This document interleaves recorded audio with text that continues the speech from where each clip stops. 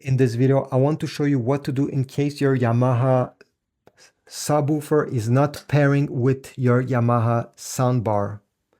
So the first thing we need to try, okay, is to simply unplug both of these from the power source. Do the same thing on the on the soundbar and wait 2 minutes.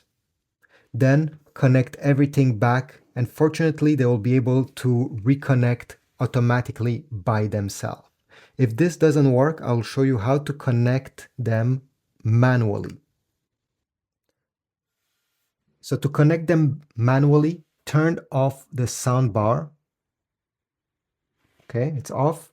Take the soundbar remote control and we're going to keep press this subwoofer minus button until the optical light over there on the front is lit up. So I'm keeping it pressed.